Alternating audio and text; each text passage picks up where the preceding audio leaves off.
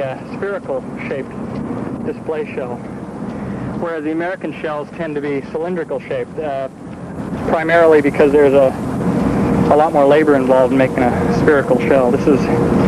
And in each case there are many, many wrappings of craft paper and wheat paste. That gives it this hard, it's actually a hard paper case. The display shell has on the bottom of it, in every case, what they call a lift charge. And the lift charge is intended to eject the shell out of this mortar and make it go 200 or 300 feet in the air. And inside this spherical part of the shell is what they call a bursting charge, and it's got also what they call stars. It can have other kinds of effects too, but stars are compressed pyrotechnic composition.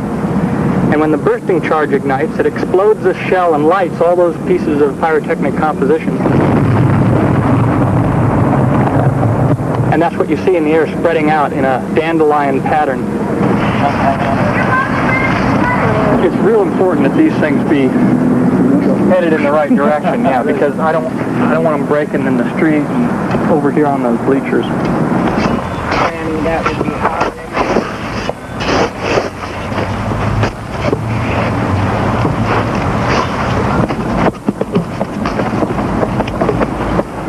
I think where the real art may be involved in shooting a show is the pacing and the way you set it up.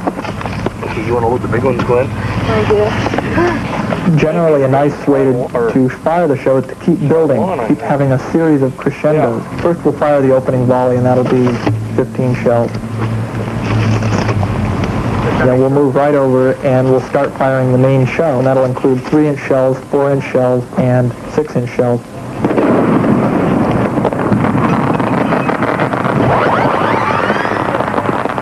And all of this is pointing towards the eventual grand finale.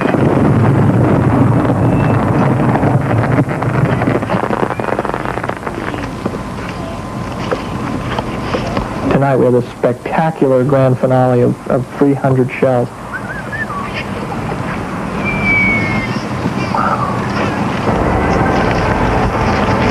The way you shoot a finale or an opener, the way you shoot any sequence of shells where you want them all to go in quick succession, is by tying them all together with what they call quick match, which is cotton twine soaked in gunpowder, and then a paper tube is put over the entire thing. That's called quick match. It burns at about 40 feet a second.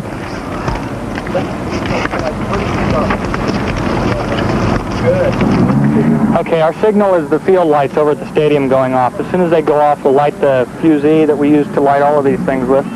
I'll move over there and do the opener, and that's about 15 shells fired simultaneously. Then we'll start the main show. Interspersed with the main show, I'll be doing these volleys. I've got 8 volleys of 10 3-inch shells.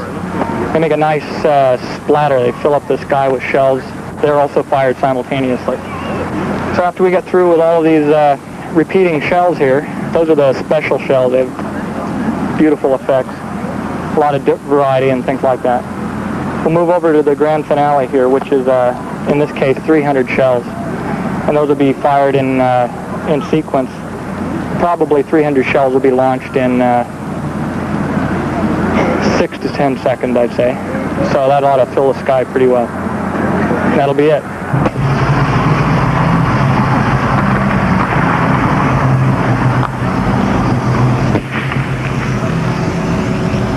Hope you boys don't get hurt on this.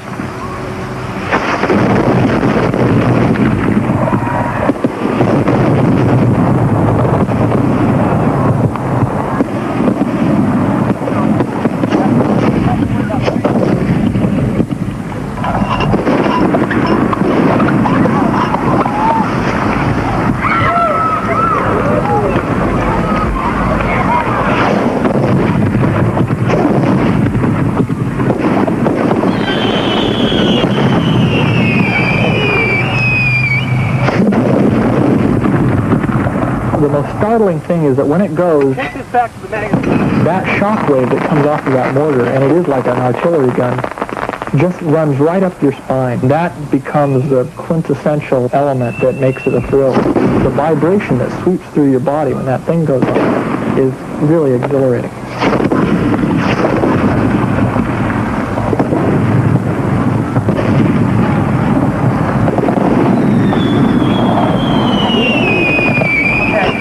whenever you light a firework, there's that anticipation when you see that the fuse is lit, and then you've committed yourself, and there's no turning back.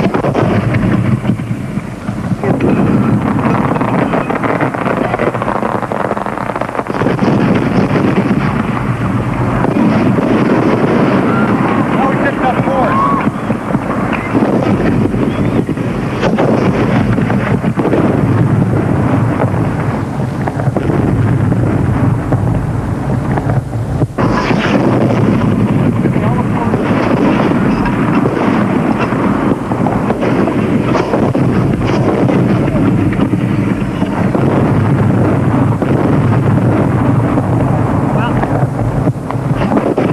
I know which one it is. Load one on top of it. That one.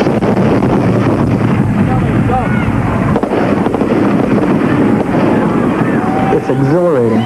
The noise and the danger and the spectacular thing that you're doing. You're putting these incredible colors all over, filling the sky, risking your life to do it.